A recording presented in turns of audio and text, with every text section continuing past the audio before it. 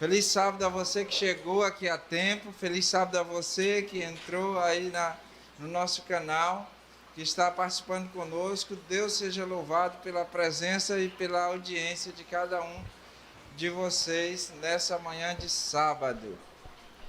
Feliz sábado, irmãos. Que a graça e a paz de Deus esteja conosco. É sempre bom compartilhar a lição da Escola Sabatina com o irmão Edmilson, né? Isso. Eu sempre recebo esse bom humor dele e isso faz parte do Evangelho, né? A Bíblia fala que nós devemos, né, ser sempre felizes e corteses. Então, o Senhor cumpre esse propósito sabiamente, viu? Muito bem. Sempre bom estar aqui com o Senhor e com os irmãos. Ainda antes de nós entrarmos na lição, né, a Elisângela estava falando aqui dos avós, o bom a casa de avós, né, e eu queria fazer uma homenagem a todos os avós de hoje, né, e falando um pouco aqui eu fui criado muito com minha avó, lá nas Ameixas, né, e realmente é uma experiência inesquecível, né. A minha avó, ela me ensinou muita coisa. Primeiro, o seguinte, eu fui morar com ela, rapidinho aqui, ainda aos 5 anos, eu acho que eu ainda não tinha 6, né? Enquanto não chegava a idade escolar, né? Naquela época se botava só a partir dos 7, e eu fiquei um tempo com ela.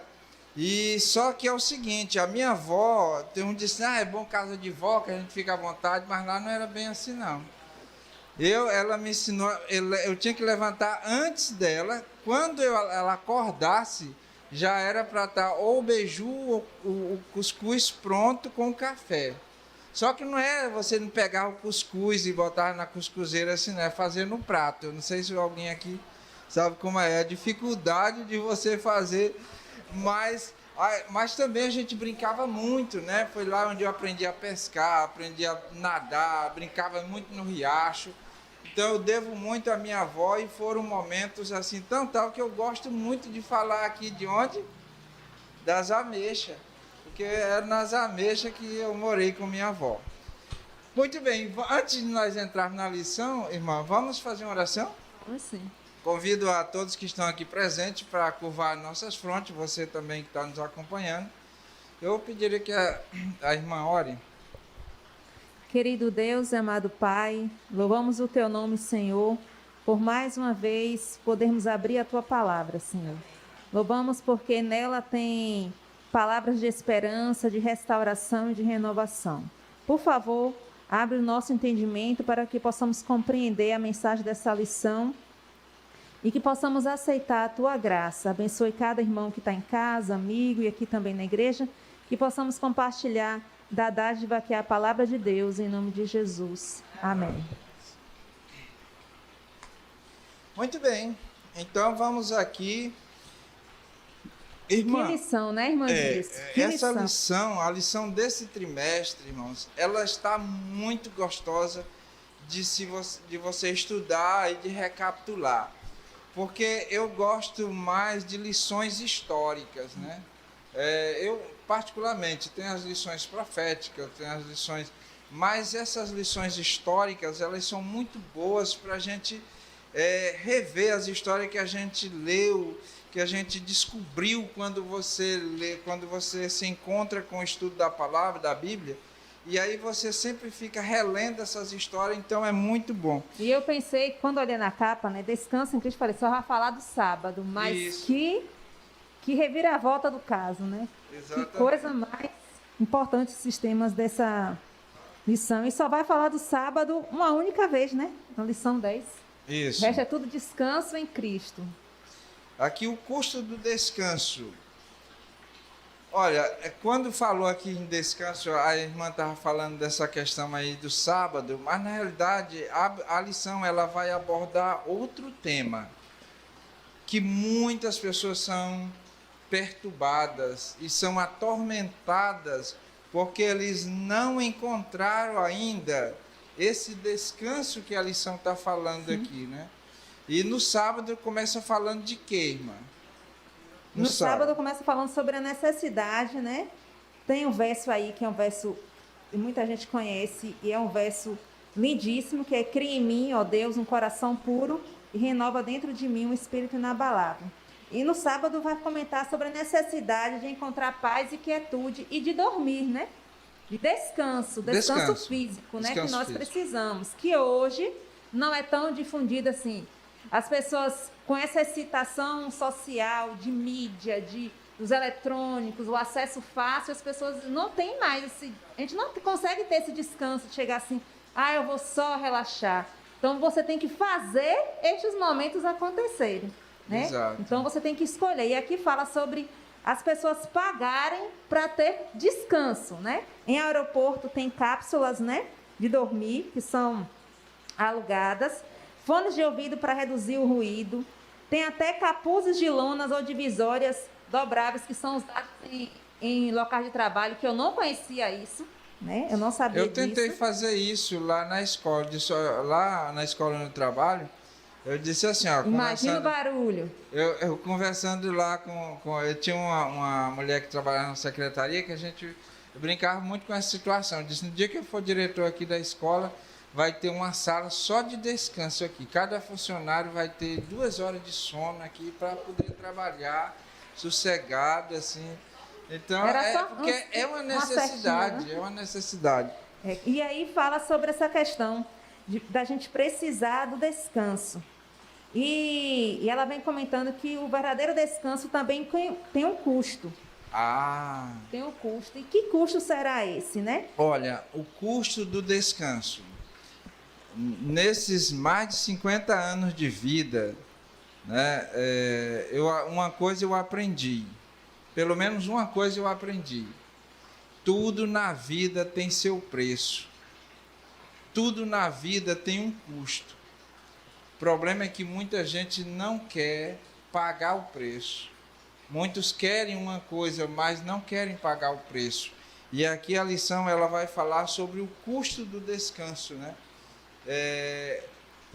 O que é que você está disposto a pagar, ou quanto você está disposto a pagar para ter esse descanso que você tanto almeja, tanto um descanso físico, emocional e até mesmo espiritual. Né? Na lição de domingo, começa introduzindo aí a história da semana, né? Foi baseada em um único fato ocorrido, muito triste e de consequências severas, né? Esse fato que aconteceu. Cansado e exausto. E eu estava pensando, irmão, se Davi estivesse na guerra, como teria sido diferente, né? Se ele estivesse realmente no lugar que ele deveria estar. Fazendo a função que ele tinha. Como seria diferente a situação da família de Davi? Olha, nós não podemos confundir descanso com ociosidade. Sim.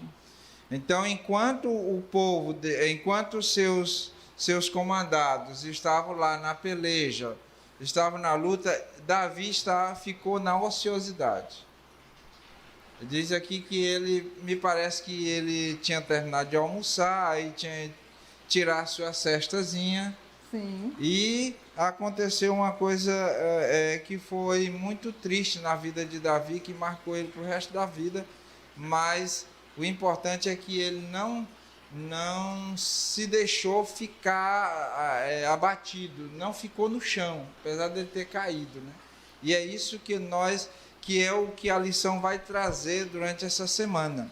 Porque muitas pessoas, eles cometem um erro na vida e aí acham que não vai achar mais a paz que tanto almeja por conta desse erro, por conta dessa falha.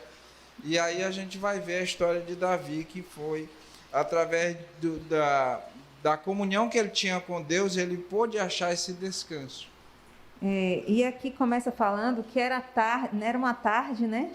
Era um agradável, aqui a Bíblia fala, uma tarde, né? No versículo 2, de 2 Samuel 2, falando, uma tarde levantou-se Davi do seu leito, né? Enquanto os soldados estavam em guerra, Davi estava descansando. Gisá, ele era idoso, ele estava muito idoso?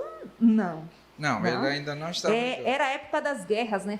Época das guerras, depois de um terrível e difícil inverno, era a época da primavera, era a época de sair para guerrear. Só que Davi não foi com o seu exército. E Davi era um rei guerreiro, né? Era um rei que desde cedo sabia guerrear. E nessa situação Davi não foi. Então Davi estava sem ter o que fazer.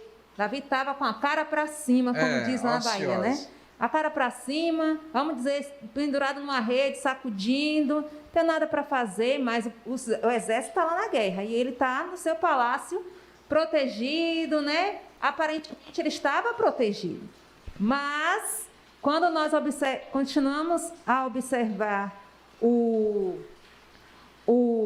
contexto da história, o relato, os olhos de Davi não estavam protegidos, a mente de Davi não estava protegida. Ele poderia estar num castelo, né, no seu palácio, fisicamente ele estava protegido, mas espiritualmente ele estava desprotegido. Que isso diz, Deus deixou Davi? Não. Nós escolhemos o que nós vamos fazer. E aí, essa é a decisão de que Davi toma, né?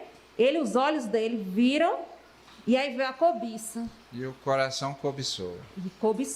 Ele cobiçou. E aí, diz, a gente não domina o coração, a mente da gente, as emoções a gente pode sentir, mas o que a gente vai fazer com elas, a gente decide o que a gente vai fazer. Olha, tem uma frase que o irmão Albino, ele sempre gostava de falar, né? Porque os pensamentos, irmã e amigos, eles podem vir à nossa mente. Não tem como você impedir de um pensamento vir à sua mente, né? Assim como você não pode impedir que um pássaro, é a frase que ele dizia, ou diz, eu não sei, que um pássaro voe sobre sua cabeça, mas você pode impedir que ele faça ninho, faça morada. Então, pensamentos podem vir, mas você tem o poder de cortar esse pensamento, de eliminar esse pensamento.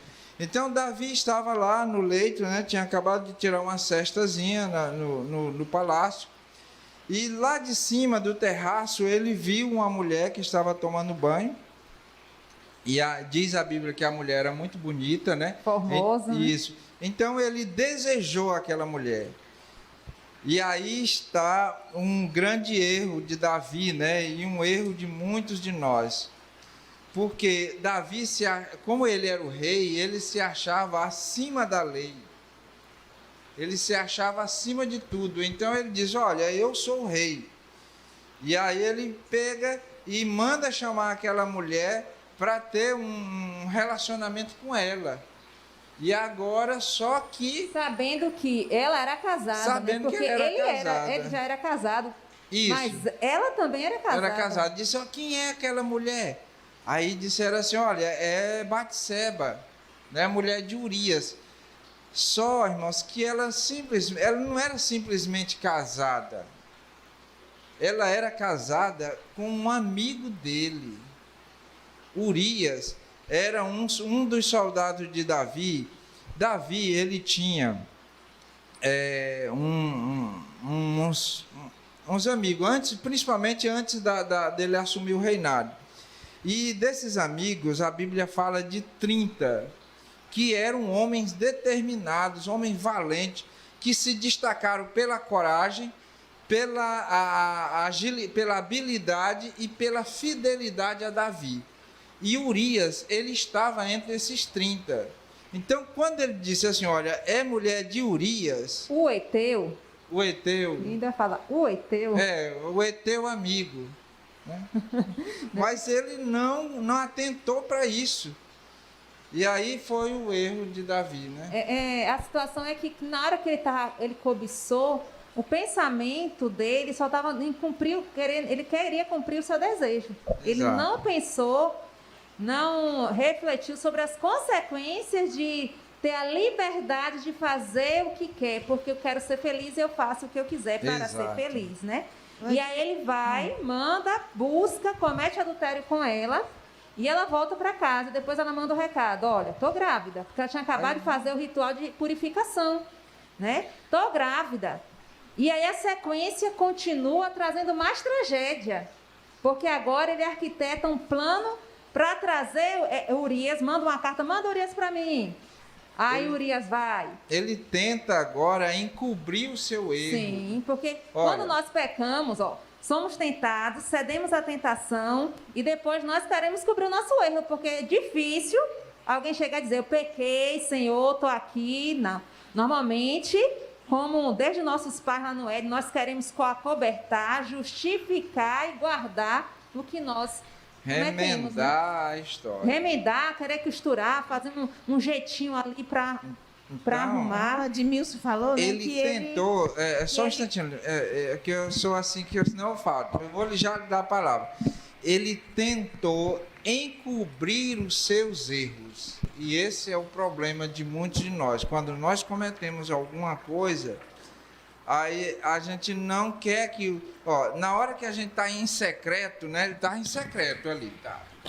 Pensava que não ia ser descoberto. Quando foi descoberto, assim, porque não tinha como não ser descoberto, que a mulher ficou grávida, aí agora ele tentou remediar, tentou encobrir. Ludemília. Então, você disse que ele se achava, né? Ele não só se achava, mas ele era o monarca aqui, né? Abaixo de Deus, ele podia tudo, né? Ele só não podia fazer o que ele fez, né? Ele era mesmo, ele era o monarca, ele podia fazer tudo. Quem é que não ia buscar a Batseba para ele? Quem é que dizer não, né? Só que também diz, né? Como falou, que ele estava ocioso, né? Cabeça vazia é a oficina do diabo, né? Em vez de ele estar lá na guerra, ele estava descansando lá. Outra coisa, nós não fomos ensinados a refrear nossos sentimentos. A gente, isso. As nossas emoções, nós não fomos ensinados. Eu sou assim, eu nasci assim. No coração ninguém manda, né? A gente vê muito falar isso aí. Me apaixonei por ela, meu coração, ninguém manda nos desejos. Manda sim, que nem o Edmilson falou, né? Os pensamentos vêm, os sentimentos também vão vir. Mas e se você não tomar de conta dos seus sentimentos, não refrear, quem é que vai refrear? Ninguém. Nós não fomos ensinados a isso. Porque nem Deus, ele vai fazer escolha em nosso lugar, né? Deus não vai fazer essa escolha e nos tirar o livre-arbítrio. Ele coloca a bênção e a maldição, agora escolhe. Muito bem. E interessante é que aí a lição vai descendo, né? E nós vemos que ele manda trazer Davi, trazer Urias. Olha, vai para sua casa. Aí Urias, como é que está a guerra? Está lá, não sei o quê. Aí pode ir para sua casa, né? Olha o plano de Davi. Vai para sua casa. Urias não vai. Por quê? Urias era fiel a quem? A quem estava lá na guerra. Não, a arca do Senhor está na guerra. O exército do Senhor está na guerra. Do Senhor Deus não está na guerra. Eu não vou. E aí passa o tempo e Urias fica no pátio da guarda, só esperando para voltar. Ainda vai com a sentença de morte nas suas mãos. E aí Davi, arquiteto, fala, bota Urias no calor da batalha. E cria aquela coisa de que eu não sabia, né? Não diz para não ir para perto do muro. Olha o cinismo, gente. Como a gente pode, como ser humano, né, chegar a uma situação de um fingimento tão imoral, né? Descortês. De você depois dizer assim, na guerra as pessoas morrem mesmo, né? Foi o que aconteceu. Não, aconteceu na guerra, mas Deus sabia daquilo, que tanto na lição seguinte, em segunda-feira, Deus traz para ele a alerta, né? Um pecado chama outro, né? Deus chama o profeta Natan. O profeta Natan, ele era uma pessoa que sempre aconselhava Davi, né? E Davi tinha esse profeta, tinha o profeta Gade e o profeta Natan. Eles eram contemporâneos de Davi e eles eram tipo conselheiros de Davi, né? E eles tinham uma reputação boa diante de Davi. Só que aí o profeta Natan chega para Davi e aí conta aquela história, né? Diz, olha, tinha um homem que era muito rico, esse homem tinha muitas ovelhas, tinha vaca, a fazenda dele era grande, mas chegou um viajante na casa dele e ele, ao invés de matar um dos animais dele, mata de um pobre que só tinha uma ovelhinha que dormia com ele, que ele cuidava, tinha criado desde criança, de filhotinha, né? Aí ele disse, qual é a sentença desse homem? Na hora que ele disse isso, Davi, como ele tinha um senso De justiça. mas ele estava... teve alguém aqui, acho que, não sei se foi a Emília, você que falou sobre a questão a mente às vezes fica adormecida, né? A consciência. A consciência. Consciência adormecida. Então ele estava com a consciência adormecida, ali tranquila. Aí ele disse: eu digo que esse homem é digno de morte. E aí o Natan, assim, Imagine a cena, eu fico me colocando na cena. Imagina, eu fico a cara de Davi, o rosto de Natan, quando ele fala: esse homem é tu, ó rei. Homem é Imagine como foi o semblante de Davi, caindo, né? A gente tem que entrar na história bíblica e perceber as emoções, situações dos personagens. É muito interessante. Existem muitas formas como aqui está escrito, não é voz, né? Não é áudio, aliás, a gente não viu o tom que Natan expressou. Com certeza não foi de uma acusação, né? De assim, até acusando. Porque ele disse: se o homem fez isso com o amigo dele, se eu chegar aqui e descobrir para ele pode me matar. Eu não sei mas o profeta, ele ia onde Deus mandasse, não importa qual era a circunstância. Né? Mas eu acho que por Natan ser amigo de Davi, ele deve ter dito, achado o tom correto. Então devemos ter muito cuidado também, irmãos, mesmo tem uns que dizem assim: não, o pecado tem que ser chamado pelo nome. Mas tem muita gente que fica dando nome aos pecados, né? Aí é outra história. Então, mesmo o pecado sendo chamado pelo nome, nós temos que ter tato. Sim. Né? Temos que ter prudência. Porque para suscitar esse despertar da consciência de Davi, ele criou toda uma história. Um contexto. Né? Eu coloquei assim: armadilha didática. Ele fez uma armadilha didática para Davi, para criar um conceito na cabeça de Davi. Quando ele fala assim: esse homem é o Senhor rei, Davi já entendeu do que ele estava falando. E nesse momento, Davi... Aí é onde está a diferença entre Davi e Saul. É nesse momento, quando ele fala: esse homem é o Senhor, que ele cria essa armadilha didática para contar essa história, para despertar em Davi a consciência. Vem a diferença entre Davi e Saul. Nesse momento, Davi reconhece a situação dele e fala: pequei contra Deus. Ele não fala: pequei contra Betseba, contra Urias apenas. Eu pequei contra esse bebê que vai nascer e vai passar por tudo isso. Quando ele fala, né? Então, assim, ele fala: eu pequei contra Deus. Então, o temor dele não estava em pecar contra pessoas apenas, estava em pecar contra Deus. E quando nós pecamos contra o nosso semelhante, a gente tem noção de que a gente está pecando contra Deus? Né? Então, a gente tem que pensar sobre isso. Às vezes a gente fala assim: eu estou pecando contra irmã Edmilson. Aí eu só penso na esfera humana. Mas quando eu peco, eu estou pecando diretamente contra Deus. A preocupação de Davi era no seu relacionamento com Deus. Vou perder. Que seria afetado. Eu lembrei também de José, né? Quando a mulher de Potifar tentou a ele,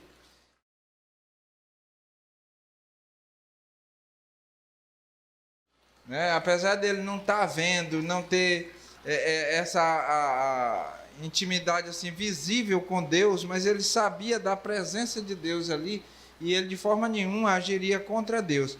E Davi disse: eu pequei contra meu Senhor.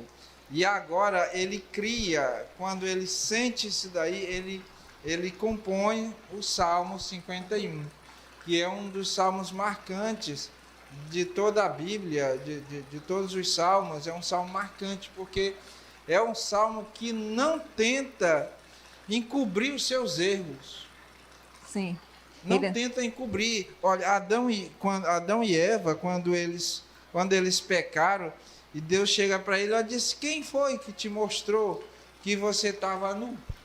Aí Adão disse: foi a mulher que comeu, a mulher que você me deste, comeu da fruta, né? Aí a mulher disse: não, foi a serpente que me tentou. Então cada um vai tentando jogar a culpa dos seus erros no outro. Davi poderia ter chegado para Natan e dito assim: olha, realmente eu errei, mas a culpa também é da mulher. Quem manda essa mulher ir se banhar ali? Não é? É porque Batseba também teve culpa nisso.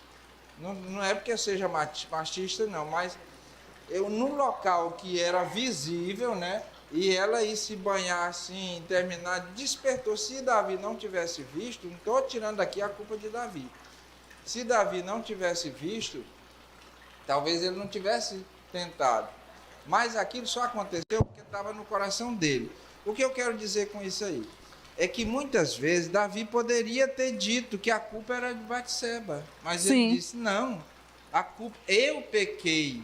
Em nenhum momento ele diz, não, mas é porque a mulher era bonita. Não, porque a mulher foi se expor ali e tudo mais. Não, ele disse, olha, eu pequei. E aí ele agora começa a clamar a Deus para que Deus não tire o socorro dele. Essa foi a angústia de Davi, né? Perder esse elo com Deus, aquele garoto que cresceu nos campos, né? Com as suas ovelhas, via ali a demonstração de Deus na natureza e nos livramentos que dava. Eu venci, eu matei o leão, eu matei o urso, eu matei o gigante Golias. Tudo isso então, com Deus. Tudo isso ele fez com Deus, ele conhecia Deus. E aí nos mostra também que a gente vai sofrer tentações, né? Vamos sofrer, mesmo sendo cristão, nós vamos sofrer tentações naquilo que é o ponto que o inimigo sabe do nosso ponto fraco. Porque para um a tentação pode ser a bebida alcoólica, para outra pode ser a infidelidade, para outro pode ser a língua ferina, entendeu? Ferina. Então o inimigo de Deus, se chegasse para Davi e às vezes oferecesse alguma outra coisa, Davi não teria essa cobiça, mas deveria ser já o ponto fraco, porque ele já vinha coletando mulheres, né? Então, assim, de certa forma, contra a vontade de Deus, porque Deus não permite com o seu povo a poligamia, né? Já era uma consequência, já vinha da própria região, do costumes que eles tinham, copiar os costumes de outros povos fazendo isso. E aí Davi sente esse temor tão grande, esse terror, né? De ficar contra Deus. Ele sente esse desespero tão grande que ele se angustia e ele faz esse salmo e ele começa confessando o pecado dele. Confessando o seu erro. Ele começa confessando o erro, e aí vai a aparição de terça-feira, né? Quando é perdoado e esquecido, e aí vem a pergunta, quando eu sou perdoado por Deus, é tudo esquecido? Como é que é isso? E as consequências que eu sofro? Será que Deus me perdoou mesmo? Olha, essa questão bem aí, muita gente acha, entende, que quando uma pessoa é perdoada, por exemplo, ele passou uma vida desregrada, fumando e tudo mais, e contraiu um câncer por conta desses erros, né? Desses maus hábitos. Aí ele se arrepende, ele aceita Jesus Cristo, ele transforma a sua vida, e agora ele diz, não, como eu fui perdoado por Deus, o câncer automaticamente vai sumir. Né? Porque essa foi uma consequência dos meus erros, mas os meus erros foram perdoados. Acontece de Deus curar o câncer da pessoa. Quando Deus quer, para ele nada é impossível. Mas tem muitas vezes que ele vai levar aquilo dali. Então, quando Davi confessa os seus erros, quando ele confessa e tudo mais, e Natan diz para ele, olha, você foi perdoado.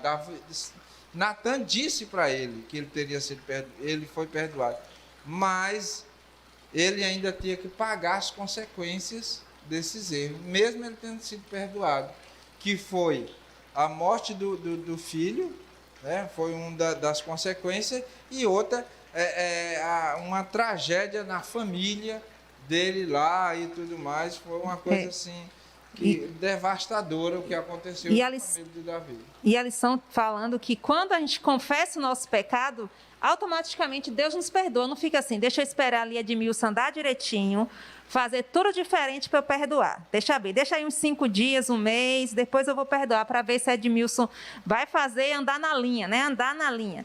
Não, automaticamente, quando nós confessamos e nos arrependemos, né, nos entregamos a Deus, Ele perdoa os nossos pecados. Não tem prazo para o perdão chegar, é automático, né? A confissão, né, e perdão eu confesso, Deus me perdoa, e peço perdão, Deus me perdoa. E isso é interessante porque eu não tenho que ficar depois me punindo, né?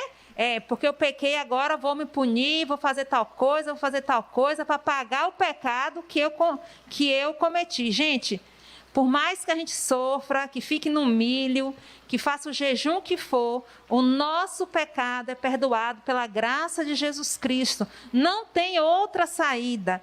Tudo que eu fizer será insuficiente para cobrir a minha culpa. Então, quando eu sou perdoado, e a gente, como ser humano, a gente não compreende isso, isso passou na lição passada, né, que nós estudamos. Automaticamente eu confesso, eu sou perdoado. Gente, confessar o pecado é libertação. E na volta de Cristo, serão salvos aqueles que tiverem seus pecados confessados, se tiverem o pecado sobre Cristo e não sobre nós. Porque quando Jesus voltar, se o pecado estiver em mim e eu não tivesse confessado os meus pecados, eu vou perder a salvação por não ter tido a coragem de confessar. De confessar. Quando eu confesso, eu passo a minha culpa para Cristo. Né? E Cristo me resgata. E nós falávamos agora há pouco sobre essa questão do relacionamento que Davi tinha com Deus, e ele tinha muito medo de perder esse relacionamento. E eu lembrei de Sansão, né? O símbolo da aliança de Sansão com Deus era o cabelo, né? E ele, quando o cabelo é cortado, ele não, perdi tudo, né? Perdi tudo. Davi, ele não tinha, assim, algo visível para mostrar, assim, que ele estava no relacionamento com Deus, mas ele acreditava na atuação do Espírito Santo na sua vida. Então, tal que o trecho do Salmo que eu mais gosto, se não me engano, é o versículo 11. Se for, mais importante é o Salmo, onde ele diz assim: não retires de mim o teu Espírito. Sim. Então, ele... e é isso que nós devemos fazer. Se nós cometermos um erro, a gente deve lutar com Deus, assim como Jacó lutou. E Jacó se agarrou ao anjo, e o anjo disse: me deixa embora, que o dia já está amanhecendo. E aí Jacó segurou no anjo. E me abençoa. Isso. E o anjo disse, e como Jacó não deixava, ele deslocou a perna dele. E eu acredito que foi uma dor tremenda, porque se você desloca o braço, né, é uma dor muito grande, e quanto mais a perna. E ele deslocou a perna dele lá, e ele mesmo puxando pela perna, como diz o caboclo, ele agarrou e disse: olha, não te soltarei até que você me abençoe. Então Davi dizia, né, não retires de mim o teu espírito. Irmãos, porque se o Espírito Santo for retirado de nós, não temos mais salvação. Uma coisa que o irmão Bernardo sempre fala, diz: olha, quando uma pessoa se afasta de Deus, ele faz coisas que até ele mesmo duvidaria que faria. Por quê? Porque quando uma pessoa se afasta de Deus, não é porque Deus, não, eu vou tirar o Espírito porque ele não quer mais saber de mim. É algo automático, né? Consequência de uma escolha, né? Automático. Aí ele diz: não retires de mim o teu Espírito, porque ele sabia que a única salvaguarda dele era o Espírito Santo ainda influenciando. A única salvaguarda que nós temos nessa vida é nós buscarmos a presença do Espírito Santo. Se o Espírito Santo permanecer conosco, irmãos, pode vir tribulação, pode vir dificuldade, pode vir o que vier. Você pode até cair, mas você se levanta. E o Espírito Santo ainda estava com Davi, porque se ele não tivesse com Davi, ele tinha mandado matar Natã ali na hora. Disse: eu mesmo não, eu fiz o que fiz, porque sou rei, ninguém vai dizer o que é que eu devo fazer, o que eu não devo fazer. E tinha mandado matar Natã. mas o Espírito Santo ainda... Aí ele diz, olha, não tire o Espírito Santo de mim. Fale. Viu, Edmilson, eu escutei uma frase muito forte, mas verdadeira. Toda aquela pessoa que é apostatada, que não tem mais o Espírito de Deus, ela é um anjo caído. E se nós formos pensar bem, é um demônio. É forte. Porque o que são os anjos caídos, que saíram do céu? Eles não têm o Espírito Santo. Quando nós não temos mais o Espírito Santo, é perigoso. Nós se tornamos apostatados, nós deixamos o Espírito Santo e passamos a ser um demônio. De certa forma, né? Geralmente. É muito perigoso isso aí. E o interessante aqui é que a gente tem que compreender que perdão é uma coisa e consequência é outra. Outra coisa. Deus nos perdoa, sim. Mas no caso de Davi, desse adultério que ele cometeu com Betseba, né? Morre Urias. Ele, de certa forma, ele cometeu um pecado contra Betseba, né? Porque, de certa forma, ela foi forçada a se deitar com o rei e cometer adultério. Isso. A criança, como Deus já tinha dito, que a criança morreria. Aminon comete incesto contra a própria irmã, né? Porque era de outra mãe, mas era irmã. E Absalão, no futuro, como ele fala, né? O que fizeste no oculto, o teu adversário fará o quê? Para tu a gente ver o quê? Absalão armando tendas e chamando as mulheres do pai, né? As concubinas, para se deitar com ele nas tendas, e todo Israel poderia ver, de certa forma, quem entrava e quem saía. E isso é consequência. Mas aí Deus poderia tirar a consequência do pecado, ela não é retirada. Se fosse assim, Adão e Eva estariam ainda estariam no paraíso. Num paraíso até hoje. Então, gente, o pecado tem um preço caríssimo que nós pagamos com a consequência. O perdão Jesus nos dá, sim, mas a consequência de determinada coisa é terrível. Então, assim, nós precisamos pensar nas escolhas, nas decisões que nós tomamos a cada momento. E as pessoas pregam hoje no mundo que não interessa, você quer ser feliz, seja, o importante é você estar feliz, faça de sua vida o que você quer, esse marido está ruim, arranja outro, mete pé na bunda, a fila anda. E, gente, né? Tem misericórdia. E isso não é no mundo, não, isso é dentro do mundo cristão. Nas igrejas evangélicas estão cheias, eu não tenho problema nenhum em falar isso. E achar que isso é normal, isso é anormal e antibíblico. Se todos nós nos convertêssemos a Deus e nos colocássemos aos pés do Senhor, não estaríamos muitas vezes repetindo atos que é contra esse próprio Deus que nós dizemos que adoramos. Então, assim, a consequência na vida de Davi, das consequências, permaneceu.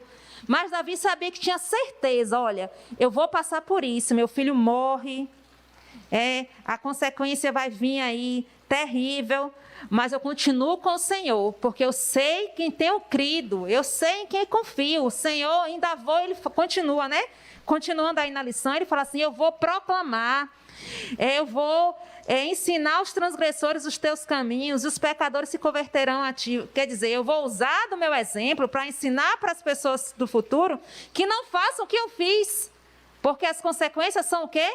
Tremendas. E vocês acham que Davi teve alegria em ver seu filho Aminon ser assassinado pelo próprio irmão, sua filha ser abusada pelo próprio irmão? Você sabe a consequência desse pensamento e desejo e atitude que Davi teve uma consequência. Mas foi Davi que pecou, mas as consequências ficaram na mente dos seus filhos e dos seus descendentes.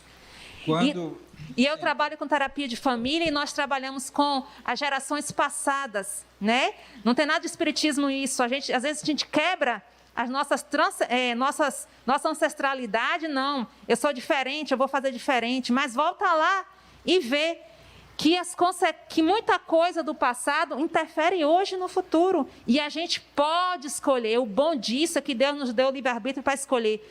Vou fazer o que meu pai fez? Vou fazer o mal que meu pai fez ou eu vou fazer outra escolha? Vou fazer o que minha mãe, o que minha avó, o que meu tataravó, o que os meus tios têm costume de fazer, ou eu vou me dar uma chance de ser protagonista dessa história?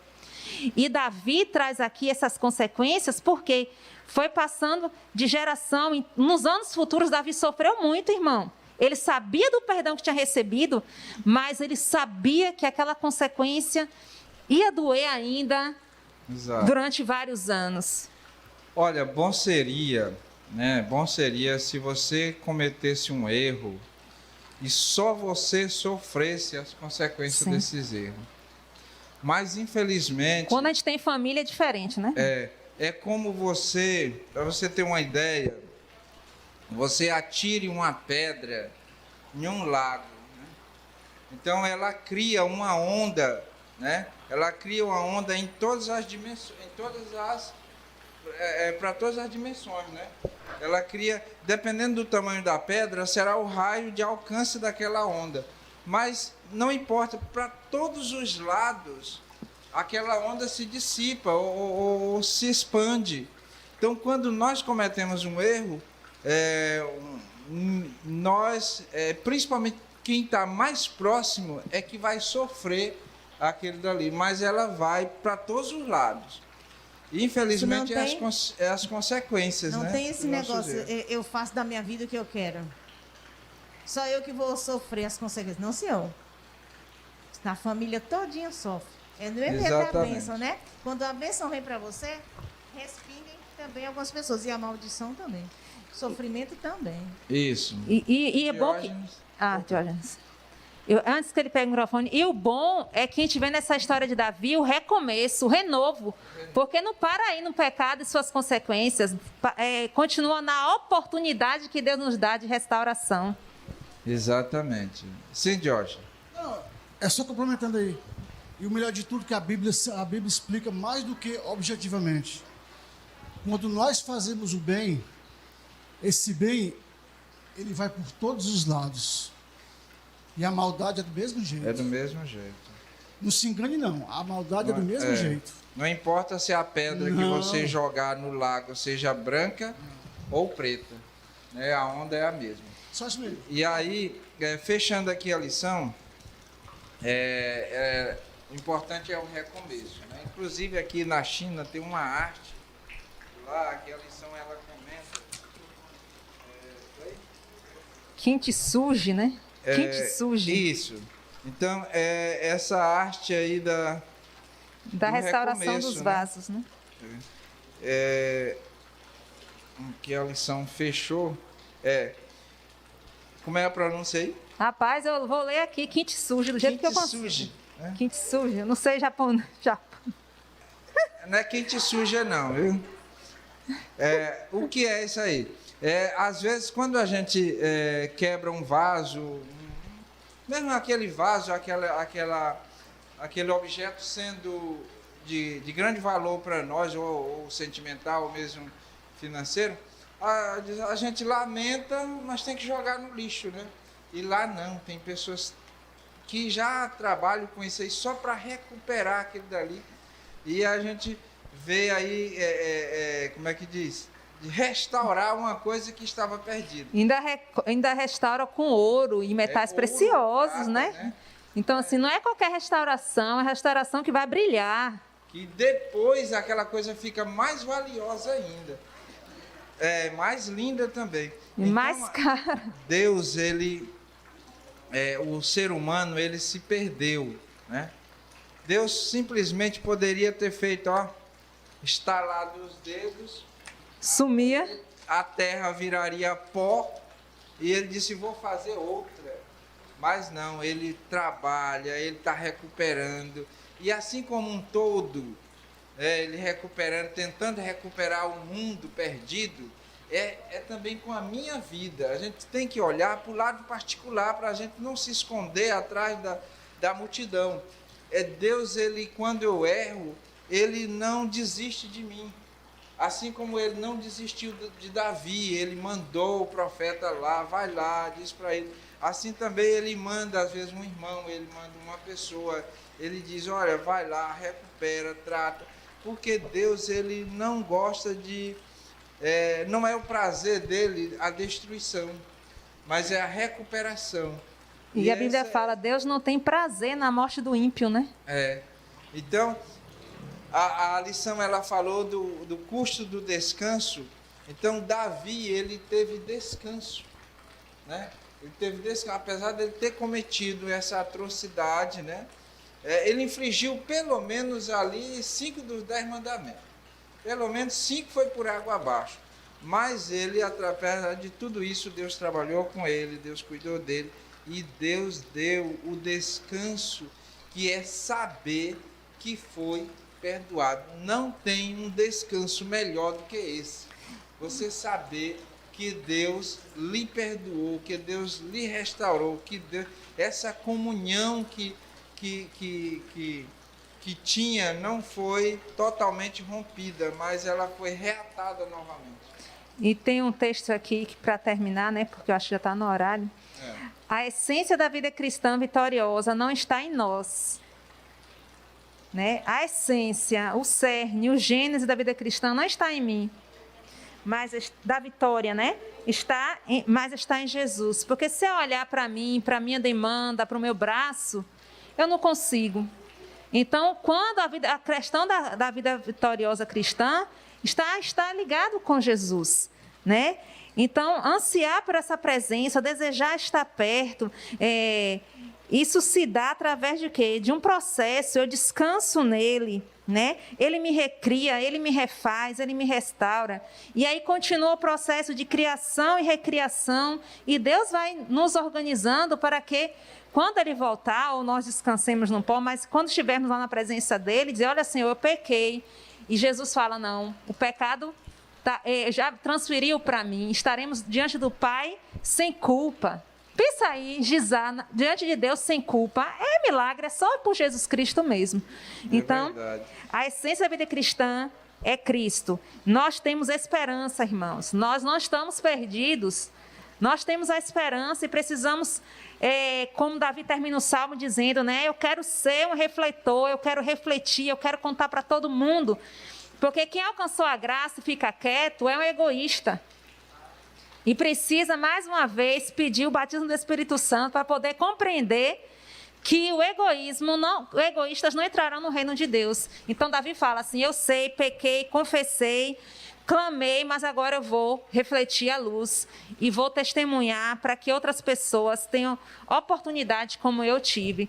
Né? Exatamente. Podemos crer na palavra de Deus. Na lição de quinta fala, podemos crer. O Senhor nunca rejeitará uma pessoa verdadeiramente arrependida. Eu só leio aqui um comentário aqui da Margarida que diz assim, ó, nós não devemos dar razão aos nossos desejos. Mas é por isso, né? A gente tem que confessar os nossos erros e abandonar, independente de o que levou você a fazer isso aí. Você errou, confessar realmente que é a única salvaguarda. Vamos ficar de pé para nós encerrarmos.